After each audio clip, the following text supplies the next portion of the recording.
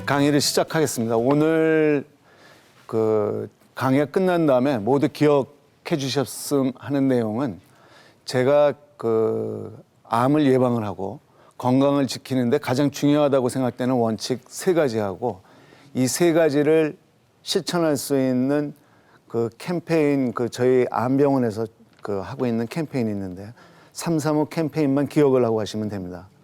그래서 이 내용을 설명드리기 위해서 제가 크게 6부분으로 나눠서 말씀을 드리겠습니다. 제일 첫 부분에는 치료보다 예방이 중요하다는 말씀을 시작을 하고, 두 번째 부분에서는 제가 생각할 때 가장 중요하다고 생각되는 건강 원칙 3가지를 말씀을 드리겠습니다. 그리고 세 번째, 네 번째 부분에서는 사람들이 살아가고 그리고 건강에 가장 중요하다고 생각되는 식생활 습관하고 운동 습관에 대해서 말씀을 드리겠습니다. 그리고 저희 사람들 중에 가장 건강에 위협을 받는 그룹이 있습니다. 바로 갱년기에 접어드는 중년 여성들입니다. 왜 중년 여성들이 건강의 위협을 다른 군보다 더 받게 되는지, 그리고 이거를 그러면 우리가 좀 건강하게 지내기 위해서는 어떻게 해야 되는지 제일 중요한 건강지표 4가지 예시를 설명을 드리면서 말씀을 드리도록 하겠습니다. 그리고 마지막 부분에서는 제가 요약을 한번 하고 쉽게 실천할 수 있는 서울대 암병원에서 하고 있는 335 캠페인에 대해서 간단하게 소개드리고 마치도록 하겠습니다. 우선 제일 첫 부분을 시작을 하도록 하겠습니다. 무엇보다도 치료보다 예방이 우선이라는 말씀을 드리도록 하겠습니다. 그럼 우리 한 예를 들어보죠. 어떤 사람이 암에 걸리게 되면은 항암제를 쓴다든지 수술을 한다든지 방사선 치료를 한다든지 치료를 받게 되죠. 근데 이 항암 치료라는 것 자체가 거의 모든 환자한테서 부작용이 따르게 됩니다. 이에 따라 갖고 환자가 정신적으로 육체적으로 큰 고통을 받죠. 더 문제가 되는 거는 대부분의 항암 치료가 굉장히 고비용이라는 겁니다. 그리고 좀 더 나아가서는 본인뿐만 아니라 둘레 있는 가까이 있는 가족, 친지, 그리고 이게 좀 더 심하게 되면은 국가의 사회적 경제적 부담이 됩니다. 그래서 1971년도 12월 23일 날 미국 닉슨 대통령이 사회 경제적 부담을 줄이기 위해 갖고 암 퇴치를 위한 암과의 전쟁을 선포를 합니다. 그래서 천문학적인 비용이 여기에 투자가 되죠. 그리고 지금 40년이 지났습니다. 그럼 지금 40년이 지났으니까 암이 정복이 됐을까요? 물론 특정 암에 있어서는 발생률이라든지 치료 성적이 괄목할 정도로 발전을 했지만은 대부분의 암의 치료율이라는 것은 굉장히 미미하다는 사실입니다.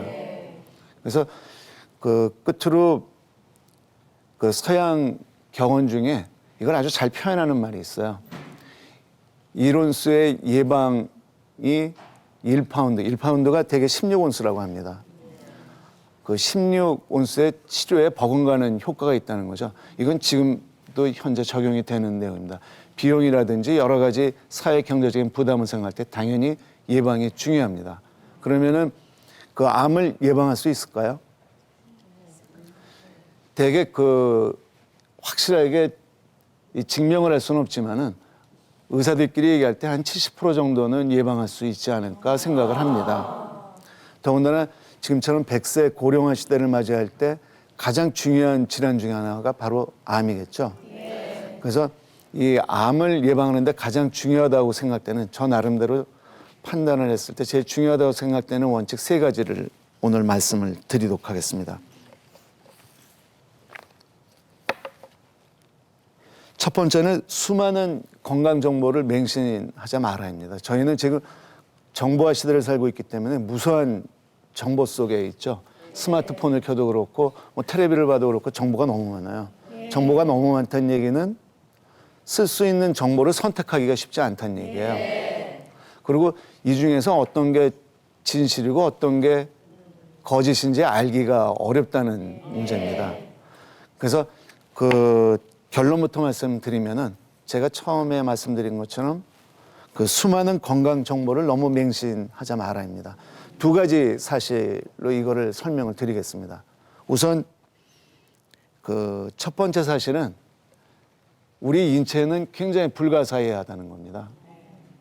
우리 인체를 구성하고 있는 그 가장 작은 단위가 세포인데 숫자를 세기도 어려워요. 60조 개로 구성이 되어 있습니다. 그러면은 이 우리 인체를 구성하는 세포 하나를 좀 들여다볼까요? 보통 우리가 그 작은 세포 하나하나를 그 정밀한 기계나 아니면은 잘 짜여져 있는 조직으로 그 비유를 하는데 진짜 그런지 한번 볼까요? 일단 저희 세포 하나하나는 항상 생성과 소멸이 매일 반복이 되고 있는 것도 있고 일정한 주기를 갖고 반복이 되고 있습니다. 그러니까 생성이 된다는 얘기는 세포가 새롭게 만들어지는 거죠. 그럼 새로운 세포가 만들어지려면은 세포를 구성하는 구조물들이 부속품들이 있어야 돼요. 그럼 그 구조물을 만드는 공장이 있어야 되고 공장이 돌아가려면 발전소가 있어야 되겠죠. 그리고 공장에서 만든 게 모두 100% 합격할 수는 없죠. 그러니까 그거를 선별하고 처리한 다음에 없앨 수 있는 재처리 시설도 있어야 돼요. 그리고 이거를 전체 총괄해 갖고 아주 그 한목적적으로 돌아가게끔 해주는 통제 시설도 있어야 되죠. 이 하나의 세포에서 이게 모든 게 다 이루어지고 있는 거죠. 그러면은 좀 더 그 진행을 해볼까요? 이 세포 종류가 또 굉장히 많습니다. 그러면 우리가 그 간장이라든지 심장이라든지 이 장기를 구성하는 그 세포들이 다양한 세포들이 모여갖고 이러한 장기들을 만들어요. 우리 몸에서 절대적으로 필요한 거는 산소하고 영양분이죠. 그걸 원활하게 돌리기 위해서는 심장이 필요합니다. 그리고 여기서 필요한 그 음식물을 섭취한 다음에 에너지로 전환해주는 그 뭐 대장이라든지 소장이라든지 이런 게 있죠.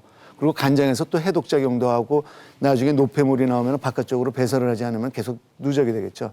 이걸 전체적으로 총괄해주는 또 센터가 하나 있어야 돼요. 그러니까 우리 몸이라는 거는 거의 불가사의한 생명체라고 생각을 합니다. 현재까지 만들어져 있는 어떠한 기계도 흉내낼 수 없는 아주 정밀한 기계로 비유할 수가 있겠죠.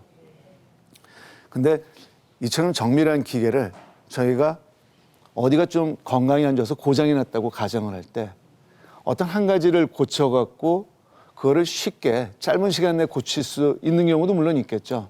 그렇지만 대부분의 경우에 있어서는 거의 불가능하다고 생각을 하면 됩니다.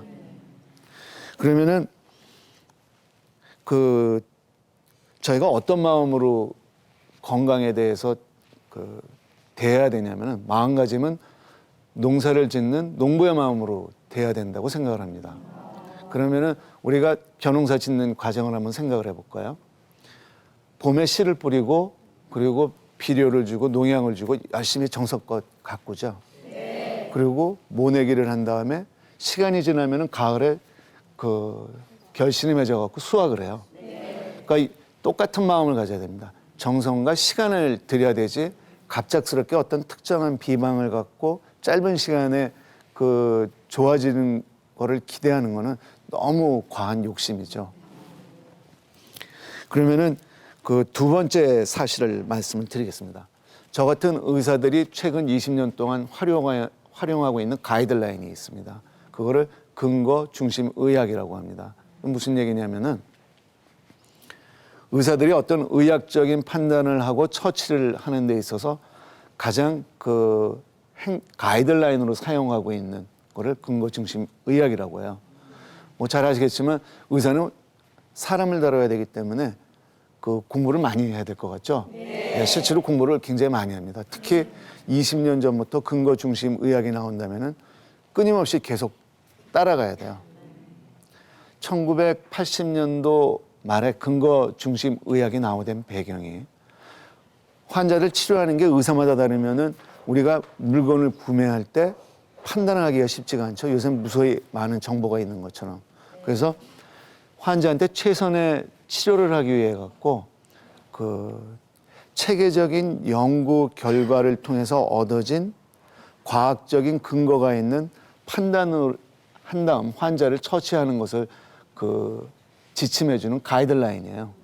그래서 이게 90년 초반에 확산이 되면서 건강에 관계되는 생명 과학 분야까지 전부 확장이 돼 갖고 현재 근거 중심 의학의 근거를 두고서는 대개는 얘기를 하게 하죠. 왜냐하면은 한 번 망가진 건강은 회복이 잘 안 되기 때문에 그렇습니다.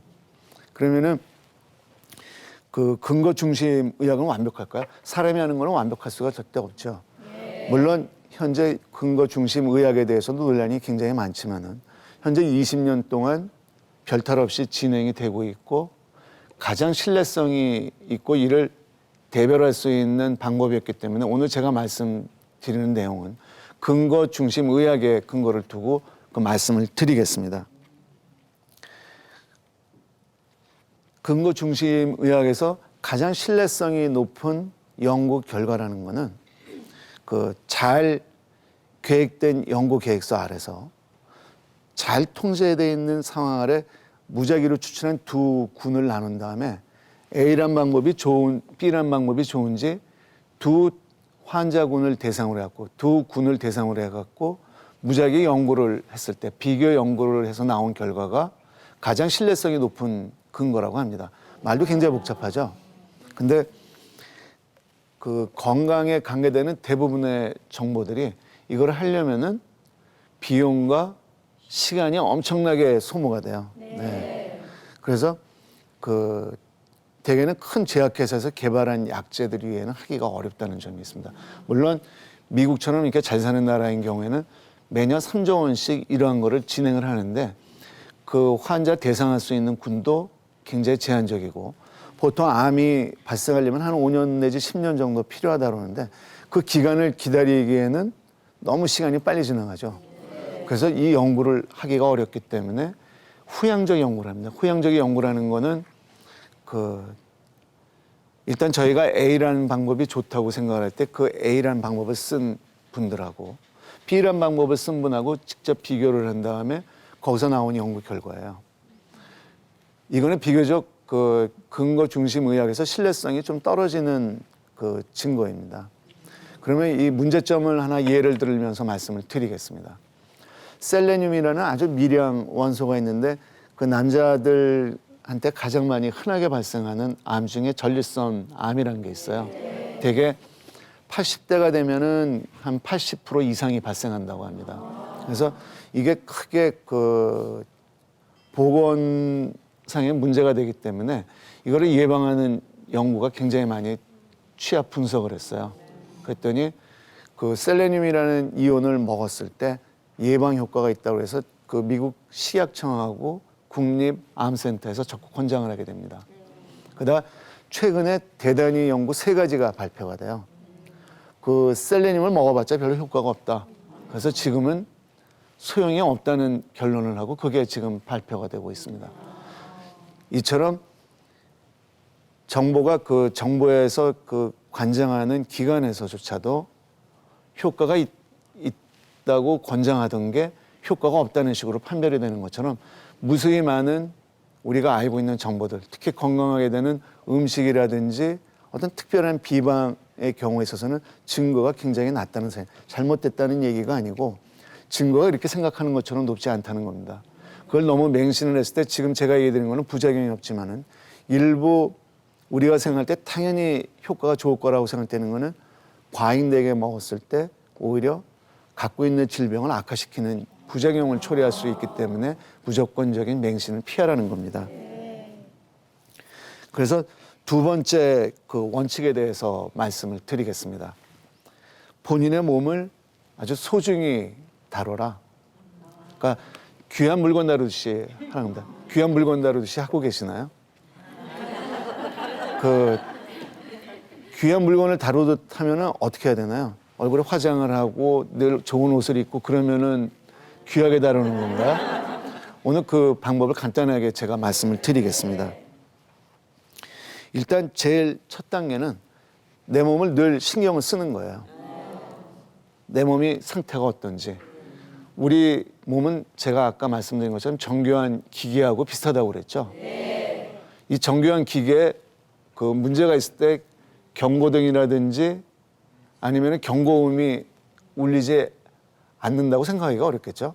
우리 몸에는 항상 경고음하고 경고등을 울려주고 있어요. 우리한테 조심하라고. 우리가 신경을 못 쓰는 것뿐이죠. 그러면은 그 경고등은 뒷부분에서 다시 말씀을 드리고, 두 번째는 좋은 습관을 들여야 됩니다. 좋은 습관이라는 거는 그 항상 정비하는 거하고 똑같습니다.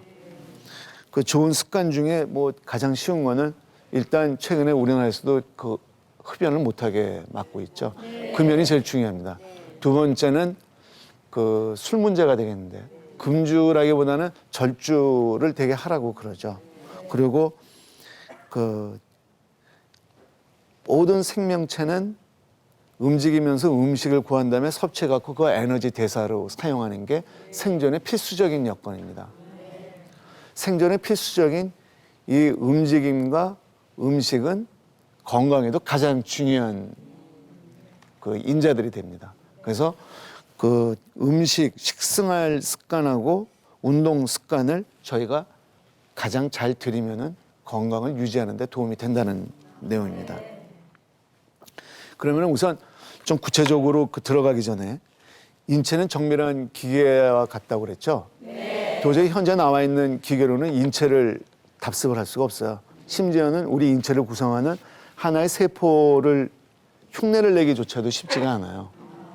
그러면은 뭐 미흡하긴 하지만은 그 최근에 자동차 발전이 워낙 빨라지니까 자동차 비유를 한번 해볼까요?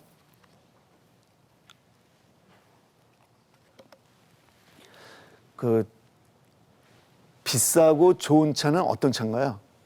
제가 생각하는 비싸고 좋은 차는, 제가 의사라서 그런지 모르겠는데, 예, 잘 달리고 고장이 안 나면은 좋은 차라고 생각을 합니다. 근데 이처럼 좋고 성능이 좋은 차도 함부로 다루면은 쉽게 고장이 나죠. 그리고 좀 약간 질이 떨어지는 차들, 언뜻 생각이 잘 안 나지만은 그 2차 대전 때 나온 차를 뭐 누가 사용을 했다든지, 우리나라에서 70년 중반에 폭발적인 인기를 했던 포니를 지금도 사용하는 분들이 있고, 그거를 뭐 개량해 갖고 쓴다는 분들도 있잖아요. 그러니까 제가 말씀드리고자 하는 거는 항상 관심을 갖고 애정을 갖고 잘 그 관리를 하면은 그 오래 쓸 수 있다는 말씀입니다. 그리고 또 한 가지 원칙은 그 기계에도 적용이 되지만 특히 생물학에서 많이 나온 것 중에 하나가, 어떤 나빠지는 상황은 항상 S곡선을 그린다고 합니다. 그러니까 천천히 나빠지다가 일정한 순간이 됐나부터는 급격히 나빠져요. 그러니까 상당한 기간 동안에는 이거를 보완해 줄 수 있는 시간을 주는 거죠. 기계보다 훨씬 더 빨리 나빠져요. 그러니까 기계는 새로 바꾸면 되지만 우리 인체는 바꿀 수가 없죠. 그러니까 항상 그 우리 몸에 신경을 써야 됩니다. 그러면은 그 어떻게 저희가 그 신경을 쓸 수 있을까요? 경고음을 관찰하면 됩니다. 그럼 경고음이 어떤 게 경고음이 될 수 있을까요? 그렇죠. 대개 경고음은 크게 두 가지로 분류를 할 수가 있습니다. 하나는 응급 상황에서 우리가 빨리 대처를 해야 될 때 들어오는 경고음이 있고, 좀 비교적 좀 천천히 교정을 해도 되는 비응급 상황에서 들어오는 경고음이 있어요. 경고음은 제일 중요한 거는 바로 통증입니다. 우리 몸에 통증이 없으면은 굉장히 위험해요. 연세 많이 든 분들이 대개는 그 맹장염이 생겼을 때 아기들하고 전혀 다른 양상을 보여요. 왜냐하면 통증이 없기 때문에 그래요. 두 번째는 우리 몸에 열이 납니다. 굉장히 응급 상황을 알려주는 거예요. 그 다음에 세 번째는 사람은 정신적으로 육체적으로 잘 움직이면은 되죠. 네. 움직임이나 우리가 정신적으로나 어떤 그 신체적인 움직임이 그 굉장히 부자연스러울 때, 예를 들어 갖고 한쪽 팔이 안 움직인다든지, 갑자기 한쪽 눈이 안 떠진다든지, 아니면은 뭐 갑자기 어저께 있었던 일이 전혀 기억이 안 난다든지, 이런 급격한 정신적 육체적 변화가 있으면은 굉장히 응급 상황이라는 거를 우리가 알 수가 있죠. 그다음에 비응급 상황은 우리가 자동차를 아까 제가 비유해서 한 번 더 드리죠. 자동차 그 브레이크를 오래 쓰면은 거기 마모되는 부분이 있죠. 그리고 일정한 부속품을 오래 쓰면은 바꿔야 되죠. 그러니까 우리가 주의 안 하고 넘어가면은 안 되는 경고음들이 있어요. 관찰을 안 했을 때. 그러니까 이것도 마찬가지로 어떤 식생활 습관이라든지 운동 습관이 잘못됐을 때 신체적으로 육체적으로 부자연스러운 그 움직임이 있을 때 우리한테 주는 경고입니다. 예를 들어 갖고 평상시에 쉽게 기억하던 내용들이 잘 기억이 안 난다든지 아니면은 그 친구하고 약속을 했는데 잊어버렸다든지 그리고 평상시에는 뭐 계단을 올라가는데 전혀 불편한 게 없는데 갑자기 심장이 답답하다든지 아니면 어지럽다든지 이런 경고음이 끊임없이 들어와요. 근데 중요한 거는 우리 몸은 굉장히 정밀한 기계라고 그랬잖아요. 중요한 시스템을 계속 보완을 해줍니다. 딴 데서 여러 가지 기계들이 같이 들어와 갖고 하나가 망가지면 옆에 있는 게 보완을 해줘요. 그러니까 상당히 망가지기 전까지는 우리가 불편한 거를 별로 못 느껴요. 그러니까 중요한 거는 내 몸을 항상 그 경고음이나 빨간 경고등이 들어오는지 관찰하기 전에는 그냥 스치고 지나갈 수 있다는 겁니다. 그러면 경고가 들어오면 우리가 고쳐야겠죠? 그때마다 병원에 가야 되나요? 아니죠. 우리 몸에 경고음이 들어오면 우리 몸을 일단 우리가 점검을 할 필요성이 있습니다. 어떤 점검을 해야 될까요? 제가 오늘 그 강의 초반부터 말씀드린 것처럼 모든 살아있는 생명체는 움직이고 그 음식을 구한 다음에 섭취를 해갖고 그 에너지 대사를 해야지 살아갈 수가 있어요. 중요한 거는 움직임하고 그 다음에 식생활 습관이에요. 혹시 내가 현재 음식이나 다른 그 약을 먹는데 뭐 좀 이렇게 잘못된 게 있나 한번 먼저 점검을 합니다. 두 번째는 정신적으로, 육체적으로 내가 지금 좀 평상시하고 다른 잘못된 습관들이 있지 않나. 뭐 대개는 그 우리나라 그 남자들 경우에는 그 음주 습관이 가장 나쁘다고 합니다. 그러니까 몸이 안 좋으면 일단 제일 먼저 쉽게 떠올릴 수 있는 거는 음주죠. 뭐 예를 들자면 그렇다는 얘기입니다. 그 다음에 이제 세 번째 중요한 원칙이 있습니다. 그 우리가 항상 어릴 때부터 들어온 얘기지만 편식하지 말라고 맨날 그러죠. 이게 아주 진리예요. 절대 한 곳에 치우친 어떤 일을 하게 되면 우리 몸에 무리가 갑니다. 절대 그 치우친 운동이라든지 습관을 만들면 안 돼요. 이거를 그 좀 더 유식한 단어를 써갖고 호메시스 효과라는 게 있어요. 이게 뭐 여러 가지 그 건강 보조식품 이제 회사에서도 많이 인용을 하는데 이게 검증은 전혀 돼 있지는 않지만은 굉장히 그 좋은 이론이기 때문에 소개를 시켜드리도록 하겠습니다. 호메시스 효과라는 거는 이 동물학 독성화에서 나오는 제일 기본 개념 중에 하나예요. 그러니까 모든 좋은 음식이나 약이라도 고영양을 사용을 하게 되면은 독약으로 작용할 수 있다는 기본 개념입니다. 그러면은 그 호메시스를 설명해서 두 가지 예를 제가 들겠습니다. 제일 많이 예를 드는 게 바로 다이어트입니다. 최근에 그 워낙 비만 환자들이 많이 느니까 그리고 건강에 문제가 있다고 방송에서도 굉장히 많이 나오잖아요. 그러니까 다이어트에 굉장히 신경을 많이 써요. 그리고 그 실험실에서 그리고 동물을 이용한 실험실에서 한 연구 결과를 보면은 우리가 믿지 못할 정도로 엄청나게 좋은 결과들이 있어요. 어떤 결과들이냐면은 일단은 수명이 한 2배 이상까지 연장이 돼요. 그리고 또 한 가지는 더 좋은 거는 노화 현상도 예방을 해요. 그러면은 밥을 안 먹어야 되나요? 그건 좀 지나치죠? 근데 이 동물 실험을 할 때 한 20%, 30%, 50% 정도 그 식사량을 줄여갖고 실험을 합니다. 그러면 여기에 비례해갖고 식사량을 줄이면 줄일수록 훨씬 더 수명이 연장이 되고 노화 현상이 늦춰지는 걸로 돼 있어요. 그러면은 그 환자로 오는 의사 입장에서 한번 제가 말씀을 드려볼까요? 뭐 그럴 수도 있기는 하지만은 제가 아는 범위 내에서 사람은 움직여야 된다고 그랬죠? 우리 몸에서 가장 중요한 거는 골격이에요. 골격이라는 거는 뼈가 있고 둘러싸고 있는 근육이 있어요. 우리가 음식을 안 먹게 되면은 이와 같은 골격에 손상을 줄 수가 있습니다. 오래 살고 기억력이 좋을지는 모르지만은 움직이지 못하면서 지내는 거는 뭐 느끼실지 모르지만 굉장히 힘든 일입니다. 하루만 우리가 누워 있어도 온몸이 다 아파하고 지낼 수가 없어요. 그러니까 그 다이어트도 몸에 딴 이 자료를 보면 꼭 흉내를 내고 싶은 생각이 저도 유혹이 듭니다. 그렇지만 이거는 잘못된 그 판단일 가능성이 굉장히 많다는 거죠. 두 번째로 예를 드는 거는 운동 습관입니다. 운동을 많이 하면 좋죠. 그렇죠? 그리고 진짜로 운동에 대해서 나오는 거는 불로장수의 명약이라는 얘기까지 합니다. 뭐 그 정도까지는 아닐지 모르지만은 건강에 묘약인 것만은 확실합니다. 그 운동이 좋다고 하루 종일 운동을 하면 어떻게 될까요? 그리고 또 다른 예를 들어볼까요? 그래도 뭐 일정한 양을 하면 좋지 않겠나. 그러면 20대 그 국가대표 선수하고 80이 된 연세가 많이 든 건강한 분하고 두 분하고 운동에 몸이 좋다고 하루에 3시간씩 달리기를 시킵니다. 몸에 좋을까요? 심장이 안 좋은 분한테 1시간 동안 요새 속보가 좋으니까 건강에 좋게 1시간씩 속보를 하라고 그러면은 그거는 죽으라는 얘기하고 똑같아요. 그러니까 자기 체질에 맞는 정확한 내 몸의 경고음을 바라보면서 하는 게 제일 중요하다는 얘기입니다. 그래서 지나치지 않게 하는 게 중요합니다. 그러면은 그 구체적으로 우리 좀 한번 암을 예방할 수 있는 방법에 대해서 논의를 해볼까요? 제일 중요한 게 뭐 같아요? 그렇죠.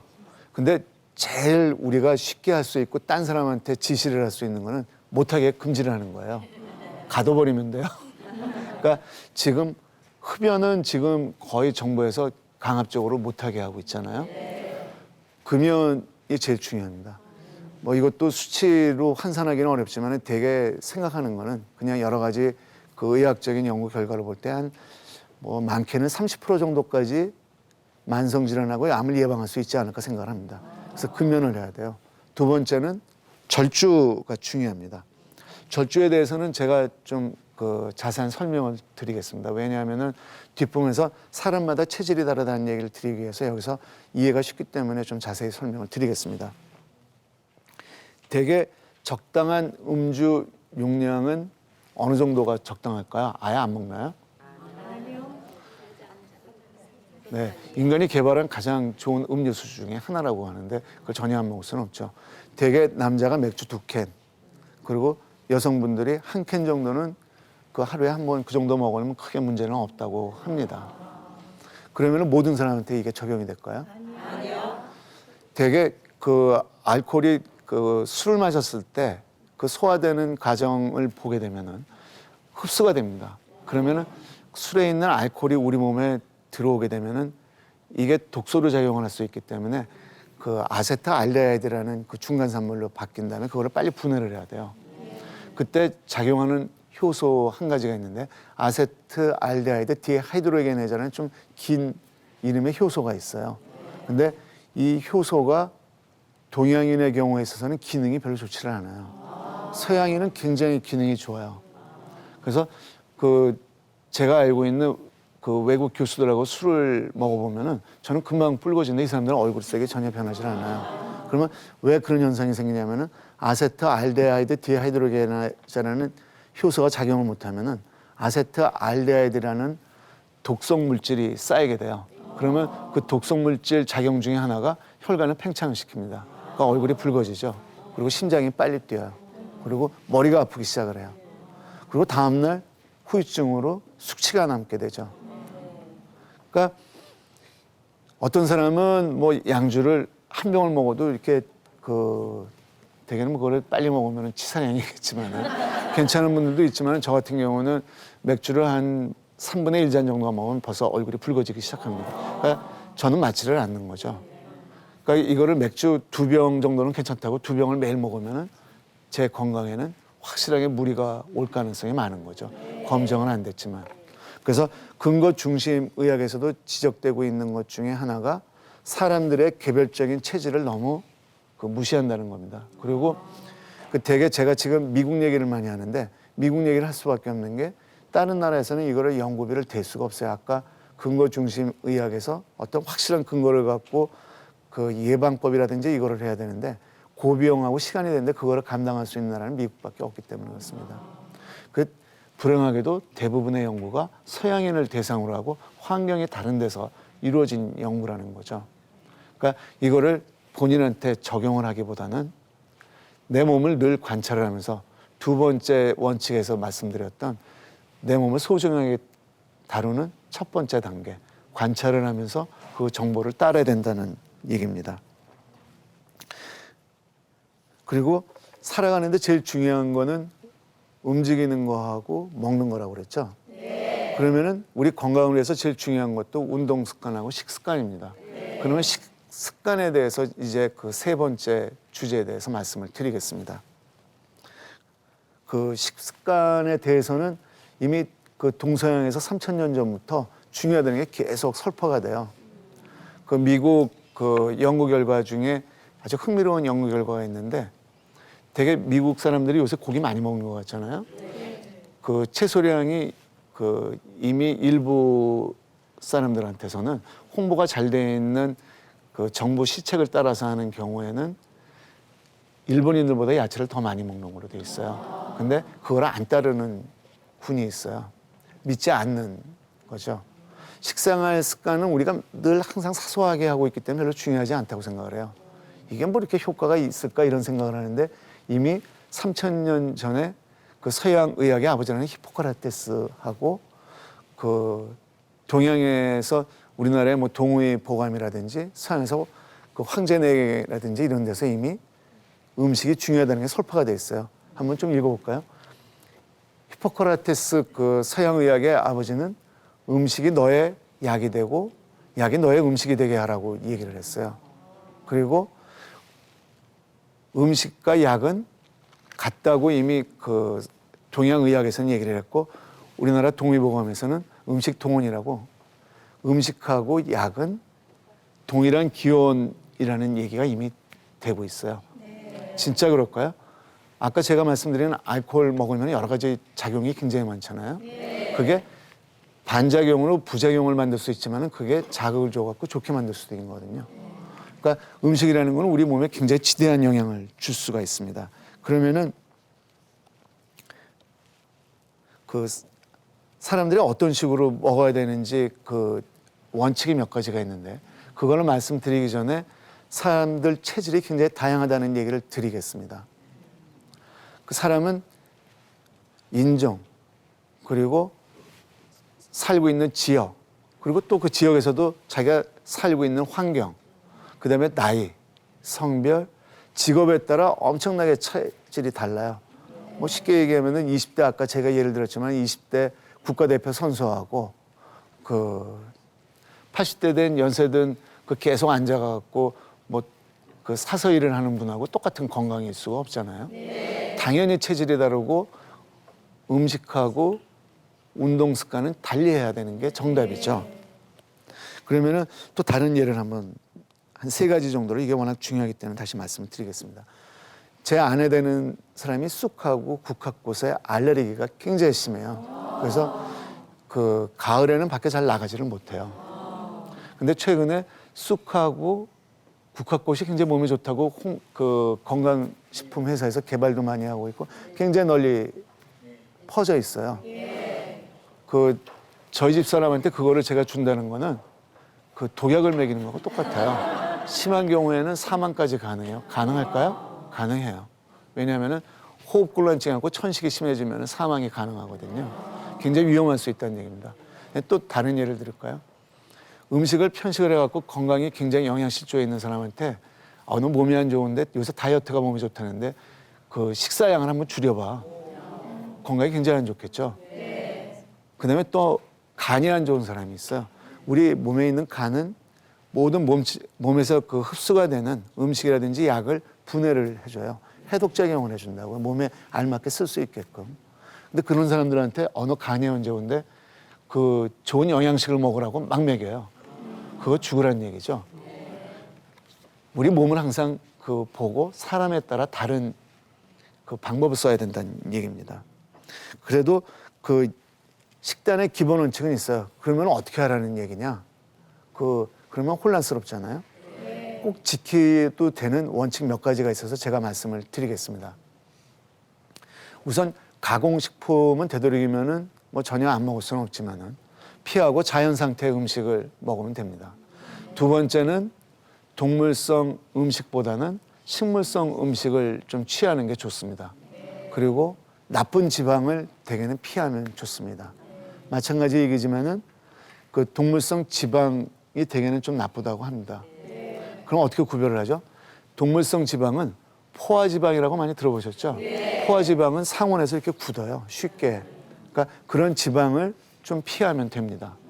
그리고 식물성 지방을 좀 많이 먹으면 돼요. 그다음에 그 지방을 많다고 하는 음식이 요새는 워낙 그 식품에도 써 있기 때문에 쉽게 접할 수가 있어요. 너무 많은 지방을 섭취는 하지 말라고 합니다. 대개 30%인데 알 수는 없죠. 근데 영양소를 골고루 먹게 되면 자연스럽게 이게 30% 균형이 맞게 돼 있어요. 그러면은 암을 예방하는 식단의 기본 원칙 중에 하나인 가공식품이 아닌 자연 상태를 비가공 음식을 먹으라는 중요성에 대해서 제가 먼저 말씀을 드리겠습니다. 몇 가지 예를 제가 드는데 이번에 가장 그 이슈가 됐던 트랜스 지방이라고 들어보셨나요? 네. 예. 그 올해 11월 10일 날 미국 정부에서 미국 전역에서 트랜스 지방을 못 사용하게 했어요. 옛날에 지금 현재 유럽에서는 아마 1g 내지 2g 정도까지는 허용을 했을 거예요. 근데 미국에서는 전역에서 금지를 했어요. 그 트랜스 지방이라는 거는 언뜻 들어보면 굉장히 나쁘다는 인식을 가질지 모르는데 지금처럼 음식 과잉 상태에서 문제가 되는 거지. 19세기 말에 그 음식 보관도 오래되고 운반하기 쉬운 그 지방을 만들기를 원했어요.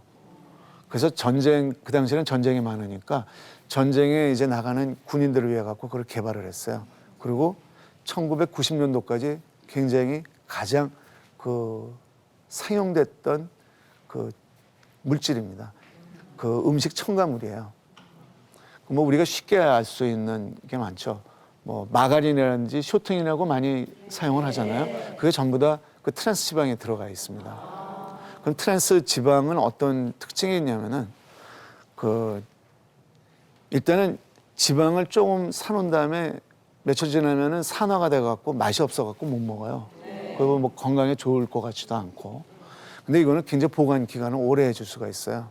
그리고 이게 좋은 장점은 음식을 만들었을 때 저는 이제 그 영양 전문가니까 잘 모르겠지만은 맛이 굉장히 고소해진답니다. 그리고 바삭바삭해진대요. 그래서 이거를 그 음식이나 과자나 뭐 이런 걸 만들 때 첨가를 안 할 수가 없대요. 근데 이 트랜스 지방을 먹었을 때 몸에 무조건 나쁜 게 아니고 그 우리 심장 같은데 이 지방 같은 거를 쌓이게 해갖고 심혈관 질환을 굉장히 높이는 걸로 돼 있어요. 그래서 이 미국에서 이 트랜스 지방을 사용을 안 했을 때 그 손해 보는 것보다도 건강에 투자하는 그 건강보험 비용이 적기 때문에 이거를 전면 금지를 시킨 거죠.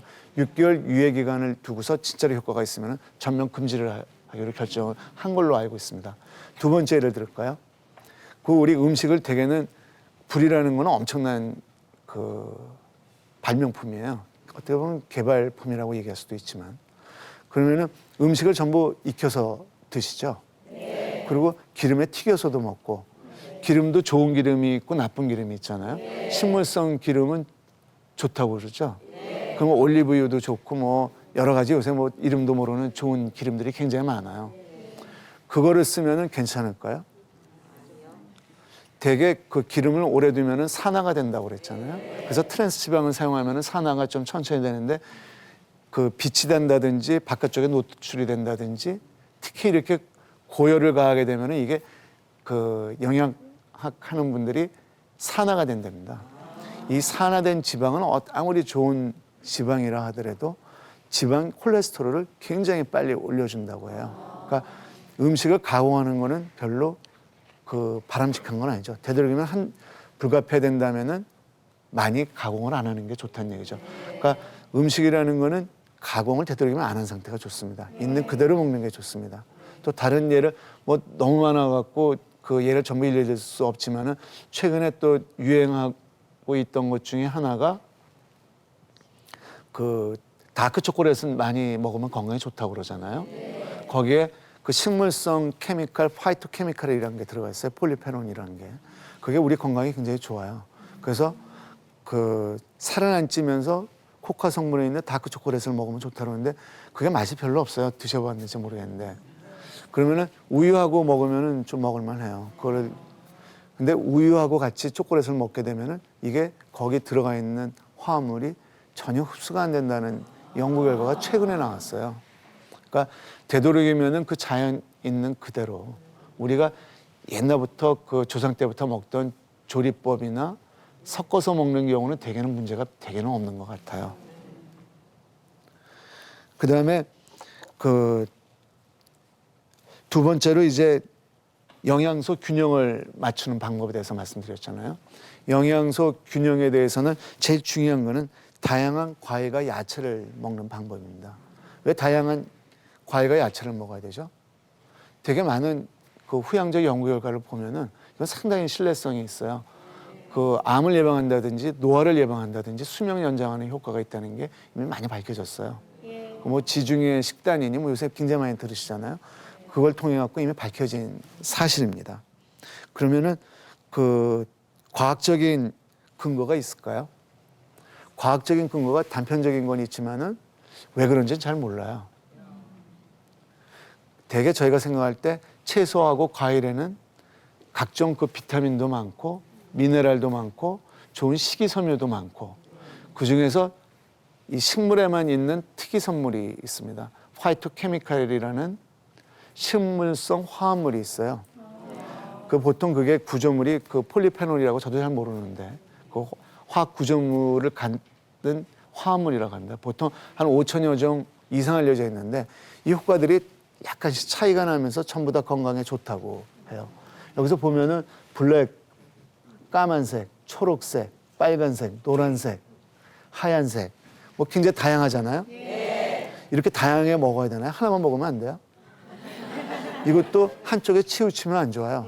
신기하게 이 식물 색깔들을 나타내는 게 각 다른 화합물이 다른 색깔을 나타내요.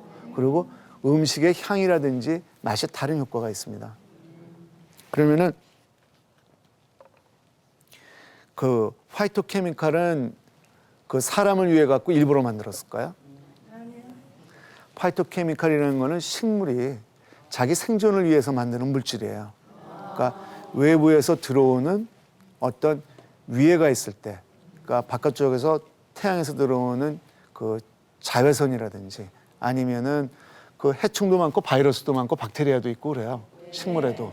걔네들이 들어오면 고사를 하기 때문에 걔네 자기를 보호를 하기 위해 갖고 일종의 항생제 역할하는 독소 역할을 하는 겁니다.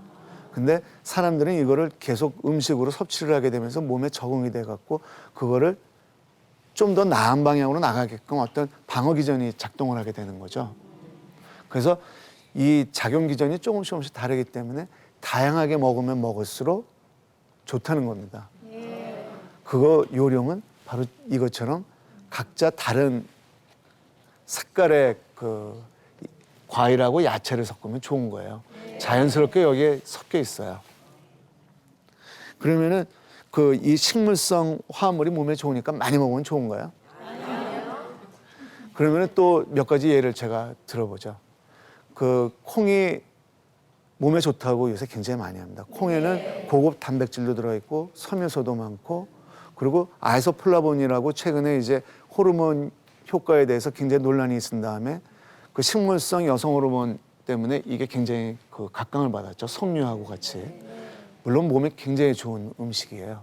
근데 콩이 좋다고 하루 종일 콩을 먹으면 어떻게 될까요? 그럴 분도 없지만은 못 먹어요. 질려갖고.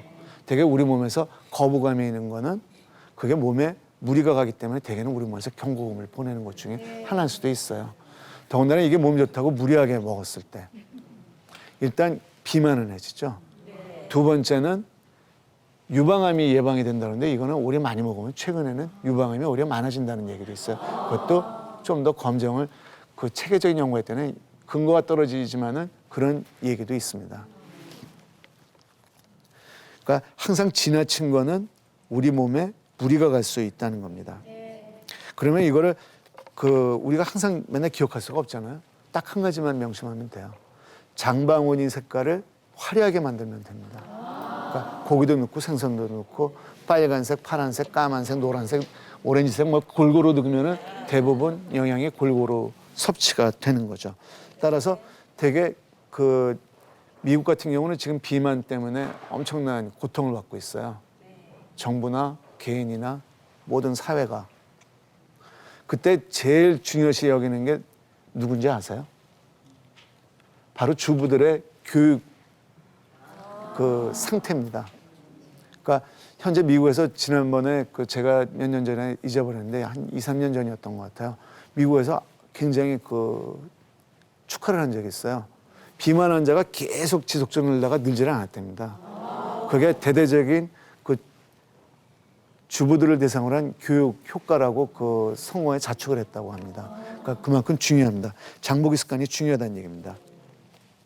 그 다음에 네 번째 주제인 운동 습관에 대해서 말씀을 드리겠습니다. 운동 습관도 제가 말씀드린 원칙에 해당이 될까요? 네, 세 가지 원칙이 굉장히 중요해요. 운동은 종류가 많나요? 뭐 축구, 농구, 뭐 굉장히 많죠. 근데 그건 어떻게 보면 전부 비슷한 범주예요. 그 운동을 다 할 수가 없잖아요. 그리고 음식도 똑같은 본인 생각지도 않게 비슷한 류를 먹는 것처럼 운동도 보면은 크게 세 종류밖에는 별로 없어요. 제일 중요한 운동은 유산소 운동이에요. 지구에 산소가 나오기 시작하면서 거의 살아있는 생명체는 산소를 사용을 합니다. 그 산소를 사용하는 우리 몸에 있는 연료를 태우는 유산소 운동을 해야 돼요. 유산소 운동이라는 건 어떤 거죠? 우리 몸을 주기적으로 율동적으로 만들어주는 좀 오래 장기간 할 수 있는 운동 종류가 대부분 유산소 운동이라고 생각을 하면 돼요. 그러니까 산소를 지속적으로 필요로 하는 운동.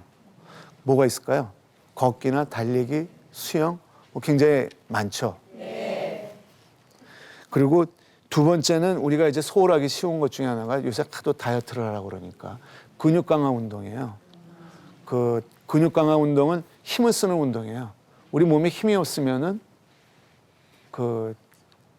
자동차 엔진 파워가 없는 거와 똑같아요. 힘이 없으면 잘 못 돌아다녀요.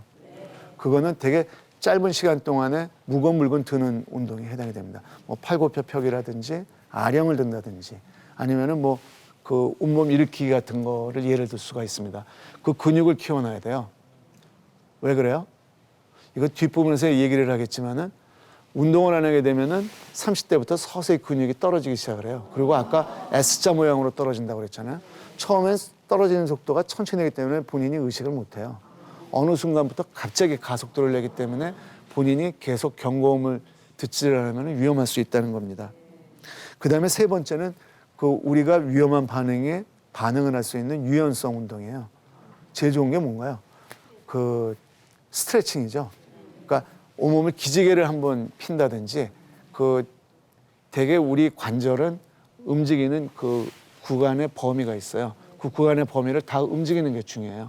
그러니까 대개는 소홀히 하는데 오십견이라는 것도 자기가 쓰는 필요한 근육만 사용을 하거든요, 관절을. 근데 그거 시간이 별로 걸리질 않아요, 해보시면은. 그거를 전부 다 한 번씩 아침에 한번 움직여 보는 거죠. 그러면은 운동은 어느 정도 강도로 어느 정도 하면 좋을까요? 그렇죠. 자기한테 맞게 적정하게. 그리고 약간 땀이 나고 약간 심박동수가 빠른 정도. 약간 우리 몸에는 자극이 들어오는 게 좋다고 합니다. 그게 도움이 된다고 해요. 아까 파이토케미컬을 얘기하면서 일종의 독소라고 그랬잖아요. 이게 아마 틀림없이 초반에는 독소로 작용을 했을 거예요. 근데 그 독소를 우리 몸에서 받아들이면서 자극으로 받아들이면서 그게 좋은 반응을 일으키는 것 거예요. 우리 몸은 약간의 자극이 항상 있어야 돼요. 거기에 반응을 해갖고 건강한 상태가 되기 때문에. 그러면 이제 다섯 번째 주제에 대해서 말씀을 드리겠습니다. 아까 건강에 가장 위협을 받는 집단이 있다고 그랬죠. 바로 갱년기에 접어든 중년 여성입니다. 왜 그럴까요? 그 애들이 입시가 되고 그래서 스트레스를 받아서 그러시나요? 물론 그렇죠. 그때 상황이 애들이 어떤 그 급격한 변화를 겪는 때가 됩니다. 되게 뭐 입시 처리된다든지 그렇지 않으면은 시집장가를 보낸다든지 뭐 여러 가지 그 가장 큰 일들이 많은 때예요. 거기다가 더불어 갖고 그 여자들은 아기를 낳는 그 축복을 받기는 했지만은 그에 상응하는 또 이렇게 상당히 그 불편한 점들이 많아요. 그 중에 하나가 그 달달이 있는 그 생리를 겪게 되죠. 우리가 생각하면은 단순하게 생각할 수 있지만은 그 생리 주기를 보게 되면은 두 가지 호르몬이 아주 급격하게 변하는 걸 볼 수가 있어요. 이 두 가지 호르몬이 우리 뇌부터 혈관하고 모든 데 영향을 줘요. 그러니까 한 달에 두 번 이렇게 큰 변화를 겪는 거죠. 그래도 이거는 좋은 자극으로 작용할 수가 있는데 갱년기가 되면은 폐경이 되죠. 생리가 끝나게 되면은 여성 호르몬이 전혀 나오질 않아요. 근데 이 여성 호르몬은 여성 건강에 굉장히 중요한 역할을 해요. 그러니까 대개 갱년기 되기 전까지는 남자들이 만성 질환 유병률이 훨씬 더 높아요. 여자들이 더 낮고. 근데 갱년기가 되면은 유병률이 역전이 됩니다. 어느 정도까지 역전이 되냐면은 중년 여성의 만성 질환 유병률은 한 24.5%, 남성의 경우에는 한 17.2% 완전히 역전이 돼요. 그 이유는 여성 호르몬이 떨어지기 때문에 이 여성 호르몬이 떨어짐으로 인한 각종 부작용들이 나오기 시작을 하는 겁니다. 그리고 그 나이를 먹으면 먹을수록 우리 몸에 있는 기초 대사율이 떨어져요. 필요한 음식량이 줄어들어요. 왜 그래요? 아까 제가 그 우리 몸에서 새로운 세포가 계속 만들어서 공장을 돌린다고 그러잖아요. 그 공장을 잘 돌리려면 굉장히 효율적인 발전소가 있어야 되는데 그 발전소 기능이 계속 기구가 나고 하니까 노화가 돼요. 이 자체가. 그러니까 옛날처럼 똑같은 운동량과 식사량을 하게 되면 그게 효율적으로 사용이 안 되고 자꾸 지방으로 쌓이게 되기 때문에 살이 찝니다. 그게 여성 호르몬이 떨어지게 되면 아주 극가속화를 해요. 그러니까 남자들보다 훨씬 더 건강에 위협을 받게 되는 거죠. 그러면 중년 이후에 비만이 늘게 되면은 암이 많이 느나요? 굉장히 많이 늘어요. 그게 뭐 최근에는 약간 어느 정도의 비만이 몸에 좋다고 그러지만 과도한 비만, 그 체지방 지수 뭐 30이 넘게 되면 그거는 심각한 거죠. 그러면은 그 이처럼 건강에 위협을 받는 이 갱년기에 접어든 중년 여성한테 그 도움이 되는 건강 지표 4가지를 갖고 그 설명을 드리도록 하겠습니다. 우선 중년 이후에 그 비만이 증가한다고 그랬잖아요. 우리 몸에 있는 그 발전소 기능이 떨어져요. 그 발전소 기능을 유지시키는 방법이 또 있기는 해요. 그것도 우리 생활 습관이에요. 운동을 하면은 그 발전소가 계속 망가지질 않고 잘 가동을 해요. 그리고 최근에는 운동 그 생리하는 분들은 이 발전소 기능을 계속 유지해 갖고 근력을 유지하려는 연구들을 굉장히 많이 하고 있어요. 근데 아직까지 제일 확실한 거는 이 발전소 기능을 유지해 주는 거는 그 운동하는 겁니다. 그러면은 그 비만에 이제 동반이 되면서 중요한 거는 바로 근감소증이에요. 근육량이 30대부터 계속 줄어들기 시작을 해요. 근감소증이라는 거는 지방은 늘면서 근육량은 줄어드는 거예요. 그러면은 그 왜 근육량이 중년 여성에서 더 가속화되죠? 지방으로 가야 되는 게 전부 근육으로 가지를 않고 지방으로 간다고 그랬죠. 여성 호르몬 감소로 인해서 그렇습니다. 그러면 이거를 유지를 하려면은 운동을 하게 되면 아까 그 발전소 기능이 계속 역할을 한다고 그랬잖아요. 그리고 어느 정도 선은 우리가 성능이 좀 안 좋은 차라도 관리를 잘하면은 계속 오래 달릴 수 있는 것처럼 우리가 꾸준히 운동을 하면은 이 목부터 얼굴까지 근육은 우리가 그 교정하기가 쉽지가 않대요. 근데 목 아래부터 근육은 그 가끔가다 텔레비 보면은 한 7, 80대 된 남성분들 이렇게 운동한 분들 굉장하잖아요. 그거는 유지할 수 있다고 합니다. 그리고 그 근감소증을 그 맞추기 위해서는 유산소 운동하고 근육 운동을 같이 해야 돼요. 왜냐하면은 그 근력이 떨어지게 되면은 아까 자동차 엔진 그 파워가 떨어지면 힘이 없는 것처럼 굉장히 안 좋죠. 그러니까 근육량은 계속 같이 그 그 저항성 운동, 근력 운동이라고 보통 우리가 하는 아령들기라든지 뭐 앉았다 일어났다든지 이런 운동을 계속해 주는 게 그 건강에 중요한 거죠. 더불어서 스트레칭 하는 거하고 내 몸에 있는 관절이라는 건 내 몸에 꺾어지는 부위예요. 그걸 한번 이렇게 전부 어렸을 때처럼 되는지 한 번씩 점검을 한번 하고 나가시면 도움이 되는 거죠. 두 번째는 중요한 거는 골다공증이에요. 그 침묵의 살인자라고도 하죠. 이게 왜냐하면은 두 가지 문제점이 있는데 하나는 이게 완전히 그 골절이 와갖고 심각하기 전까지는 저희가 알 수가 없어요. 두 번째는 이것도 마찬가지로 30대부터 서서히 안 좋아져요.